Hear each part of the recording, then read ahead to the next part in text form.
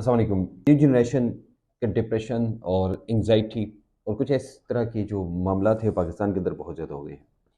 वैसे पाकिस्तान वो बदबख्त मुल्क है कि जिसमें लोग एंग्जाइटी, डिप्रेशन या इन चीज़ों को बीमारी ही नहीं समझते। हालाँकि ये बहुत बड़ी बीमारी है और आजकल जो हमारी जनरेशन है और वो इसके हिसार में है। स्पेशली जो यंग जनरेशन है, ओल्ड भी है लेकिन यंग जनरेशन काफ़ी ज़्यादा अभी इन चीज़ों का शिकार होता है। अब इसकी मेन वजूहत क्या है? इनकी वजूहत के बारे में बात करेंगे और सॉल्यूशन के बारे में फिर किसी वीडियो में बात करेंगे, लेकिन इस वक्त हम इनकी वजूहत की बात करते हैं। देखो, इसमें सबसे पहला जो पॉइंट है वो है सोशल मीडिया। सोशल मीडिया के बाद जो दूसरा पॉइंट है वो ये है कि जो माँ बाप हैं वो इस न्यू जनरेशन को इन न्यू चैलेंजेस के लिए वो तैयार ना कर सके, या जो जिस तरह दुनिया एक गांव से निकल के ग्लोबल विलेज बन गई, वो उनको वो तरबियत ना दे सके कि भाई कैसे आपने ग्लोबल विलेज में टाइम गुजारना है and how you have to do it. ये बहुत बड़ा मसला है। पहली बात की तरफ आते हैं, सोशल मीडिया की बात करते हैं। तो सोशल मीडिया जो है वो तो बहुत ही बड़ा मसला है। उसकी वजह ये है ना कि हमारा डिस्ट्रैक्शन लेवल बहुत हाई पीक पे चला गया। डिस्ट्रैक्शन लेवल, अब आप कहेंगे सर डिस्ट्रैक्शन तो क्या स्टडी और व्हाट? नहीं, डिस्ट्रैक्शन लेवल सिर्फ स्टडी की बात नहीं है, बल्कि डिस्ट्रैक्शन लेवल और भी बहुत सारे हैं। फॉर एग्जांपल मैं बताऊं आपको, अगर सोशल मीडिया ना हो तो लोग क्या करेंगे? सोशल मीडिया नहीं है तो यही लोग हैं, वो जाके एक दूसरे के साथ बैठेंगे, बात करेंगे, एक दूसरे से पूछेंगे यार बताओ क्या हाल चाल है, स्टडी कैसी है, ये कैसा है, वह वो कैसा है। ये है ना ऐसा। आप आजकल देखिए जो माँ बाप हैं बड़े बड़े, हम पहले बड़ों को छोटों को गुस्सा करते थे, अब बड़ों को भी गुस्सा करना पड़ता है, वही आप मोबाइल रखिए, वो भी जाके मोबाइल में शुरू हो जाती है, वीडियो आती है। तो अब डिस्ट्रैक्शन लेवल इतना हाई हो गया है। दूसरी बात यह है कि अब बोलते हैं हमारे पाकिस्तान की जीडीपी इतनी नहीं है, किसी मुल्क की जीडीपी से ज़्यादा जो एनालिटिक्स है, यूट्यूब के एनालिटिक्स है, वो उस पर इतना पैसा लगाते हैं। अब मुझे बताओ वही कि वो इतनी रिसर्च करते हैं तो डेफिनेटली आपके माइंड के साथ वो खेल सकते हैं। हम अपने माइंड्स को और अपने बच्चों को ये डिस्ट्रैक्शन से हटा ना सके, बल्कि हम खुद भी इसके हिसाब में आ गए। तो अब हर इंसान की ये एक नेचर है कि हम उसे दूसरे बंदे की ज़रूरत पड़ती है, लेकिन फॉर द टाइम बिंग अगर वो कहीं नहीं भी पड़ती है ना तो वो पड़ती है। मैं आपको दो एग्जांपल देता हूँ इसकी। पहली बात, देखिए आप फॉर एग्जांपल फ़ॉरेन जाते हैं तो आप अपने माँ बाप बहन भाइयों को तो डेली देखते हैं, लेकिन फिर भी आप उनको मिस करते हैं। अपनी बीवी को, अपने जो भी रिलेशन है उनको डेली देखते हैं वीडियो कॉल पे, उनकी वीडियोज़ देखते हैं, उनकी पिक्चर्स देखते हैं, उनके साथ बात करके देखते हैं ना, फिर भी आप मिस करते हैं। Because you want to see them face to face, you want to feel them, you want to hug them, you want to kiss them, you want to shake hand with them।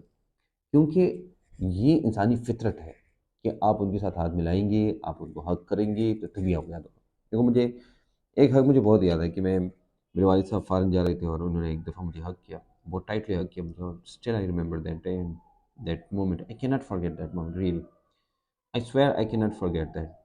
हालाँकि अब वो इस दुनिया से चले गए, अल्लाह उनको जन्नतुल फ़िरदौस में जगह दे, लेकिन I still remember that day and that time.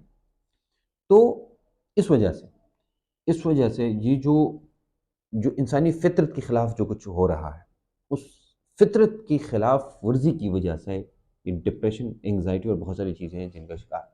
अब कहेंगे सर डिप्रेशन अलग, एंग्ज़ायटी अलग वगैरह, ये अलग बात कर लेंगे इस बारे में। दूसरी सबसे बड़ी वजह क्या है? दूसरी बड़ी वजह ये है ना कि हमारी जो जनरेशन यूनिवर्सिटी में जाती है या जॉब करती है, मेल फीमेल दोनों की बात कर रहा हूँ, तो फिर घर वाले ये समझते हैं कि भाई वो सब कुछ समझ गए हैं, और जैसे ही वो यूनिवर्सिटी में एंटर करते हैं उनसे एक्सपेक्ट करते हैं कि आप ये करें, बजाय कि वो उनको समझाएं, like to set with them and to tell them how to do and what to do. उसकी बजाय वो जाके उनसे एक्सपेक्ट करते हैं आपने ये नहीं क्यों नहीं किया, वो नहीं किया, ऐसा नहीं किया, वैसा नहीं किया।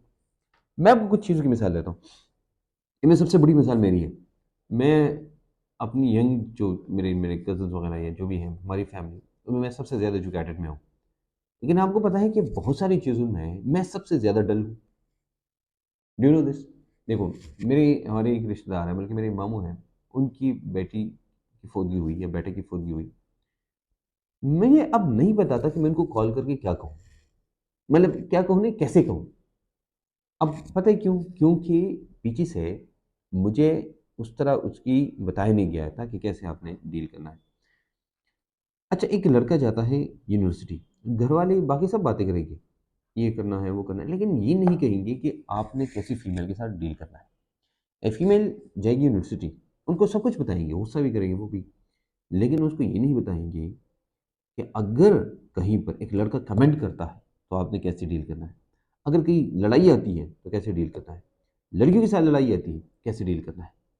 लड़कों को वो जिस चीज़ की सबसे ज़्यादा ज़रूरत है इस वक़्त, 2 चीज़ों की बहुत ज़रूरत है। एक लड़कों को भी, लड़कियों को भी। लड़कों को ज़रूरत है कि उनको बताया जाए कि भाई वहाँ पर आपने कैसे उनको डील करना है और कैसे आपने सब कुछ करना है। लड़कियों को भी ये, क्योंकि हमारे माशरे में जितना मर्द ख़राब होता है ना, उसके साथ औरत उतनी ही उसकी प्रोटेक्शन ख़राब हो जाती है। तो भाई आप घर से उनको तरबियत कर गए, ये तरबियत नहीं हो रही है। और तरबियत ना होने की वजह से एक एक ऐसे अफेयर्स में वो चले जाते हैं, एक ऐसे रिलेशंस में वो चले जाते हैं, जिनको फिर नहीं पता होता है कि उनको हम कैसे डील करें। तो वहाँ पर डिप्रेशन वगैरह शुरू हो जाते हैं। देखो, इस वक़्त जितनी भी यंग जनरेशन है, सबसे बड़ा मसला, ये मैं खुल के बात बता रहा हूँ, क्योंकि ये बातें कोई आपको एजुकेशन सिस्टम में नहीं बताएँगे। हमारा एजुकेशन सबसे फ्लॉप है। ये फ्लॉ है हमारी हमारे माँ-बाप का, ये फ्लॉ है हमारी एजुकेशन सिस्टम का, कि भई वो आपको ये सारी बातें नहीं समझा सकते। कुछ बातें खुल के करनी चाहिए।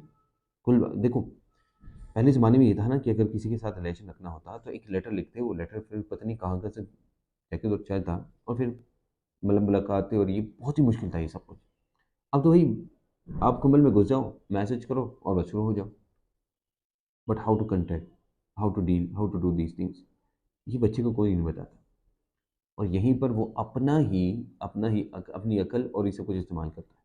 और अपनी अकल तो उसको इतनी होती नहीं है, जाके वो फँस जाता है, जाके वो डिप्रेशन का शिकार हो जाता है। ये सारी चीज़ें क्या हैं? ये सारी हमारी सिस्टम की जो फ्लॉज़ हैं, जिनकी वजह से ये सब कुछ हो रहा है। हमारा सोशल मीडिया हमारा फ्लॉ है एक्चुअली।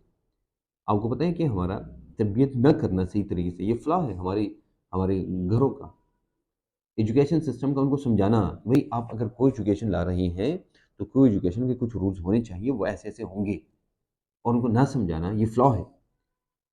फिज़िक्स, केमिस्ट्री, बायोलॉजी एक टीचर पढ़ाए तो वो टीचर नहीं है। हम ये समझते हैं भई ये फलाँ टीचर ने बस फिज़िक्स और केमिस्ट्री और बायोलॉजी का कोर्स खत्म किया, ये अच्छा टीचर है। ये नहीं होता। जहाँ पर मैं रहा हूँ, एजुकेशन सिस्टम में, लाइक यूनिवर्सिटीज़ में, मैं कितने सालों से हूँ। बहुत ही मेरे ख़्याल में मेरी तरह कम लोग होंगे इस वक़्त एजुकेशन सिस्टम के अंदर, कि जो इतना घूमे फिरे होंगे बाहर के मुल्कों में। फिर आके पाकिस्तान के अंदर की यूनिवर्सिटीज़ के अंदर उन्होंने टाइम गुज़ारा होगा। फिर जाके उन्होंने कोई एजुकेशन जहाँ पर उन्होंने पढ़ाया होगा। लेकिन जो बड़ा फ्लॉ हमें नज़र आया, जिसकी वजह से ये सब कुछ हो रहा है, वो ये है, किसी भी एजुकेशन सिस्टम में कोई भी तरबियत नहीं होती। कोई भी तरबियत नहीं होती। दूसरी बात, ऐसे-ऐसे टीचर्स, एफएस स्पेशली मैं अकेडमीज़ की बात कर रहा हूँ। अकेडमीज़ में ऐसे-ऐसे टीचर्स होते हैं, जो जो आके उनकी कोई ट्रेनिंग नहीं हो गई होती है। वो जाके, इवन मैंने देखा डीपीटीज़ जाके उठ के आते हैं और जाके वो पढ़ाते हैं, और जाके वो, और फिर वही, फॉर एग्ज़ाम्पल एक बच्ची, ये फ्लॉ है, अच्छा ये मैं फ्लॉज़ की बात कर रहा हूँ। ये बच्ची उसकी तारीफ़ करती है कि सर आप तो माशाल्लाह बहुत अच्छे टीचर हैं। वो उनको ये नहीं पता कि भाई एक टीचर की तारीफ़ करना मतलब एक बाप की तारीफ़ करना या एक अकीदत वाली तारीफ़ है। वो जाके उसको कुछ और समझता है, और जाके मामला उधर से ख़राब हो जाता है, और यहीं से डिप्रेशन और एंग्ज़ायटी का आगाज़ होता है। तीसरी बात, माँ-बाप का बच्चों का साथ ना देना। ये मैं अक्सर कहता हूँ कि भई बच्चों का साथ दें, कोई गलती करें, वो आपके अच्छे फ्रेंड्स होने चाहिए। देखो, अगर वो जाके किसी और के साथ वो बातें डिस्कस करेंगे, तो उनकी इज़्ज़त जाएगी। लेकिन अगर आपके साथ डिस्कस करेंगे और आप गुस्सा करेंगे और you do not understand them, तो क्या होगा? Of course a problem will be created, और उस प्रॉब्लम को अवॉइड करना है। नहीं अवॉइड करेंगे, हमारी आने वाली जनरेशन खराब हो जाएगी। अब क्या-क्या हल है, इसके बारे में नेक्स्ट हम बात करेंगे। मैं सिर्फ ये कहना चाहूँगा माँ-बाप को कि अगर आप खुद नहीं समझ सकते कि भई हम इन बच्चों को कैसे समझाएँ, उनको किसी ऐसे लोगों के पास भेजिए कि जो उनको समझा सके कि आपने ये करना है। मेरे ख़्याल में ये बात समझ आ रही होगी। कभी-कभी अक्सर घर में जो बड़ा बेटा होता है, वो अक्सर ख़राब होता है, और इसकी एग्ज़ाम्पल्स हमारे सामने हैं। बहुत बड़ी-बड़ी एग्ज़ाम्पल्स हमारे सामने हैं। हम कभी-कभी लाड और प्यार में उनको इतना छूट देते हैं कि उस छूट की वजह से वो जाके हाथ से निकल जाते हैं। हम उनको कंट्रोल तक नहीं कर सकते। तो इसलिए उनको अपने कंट्रोल में रखें।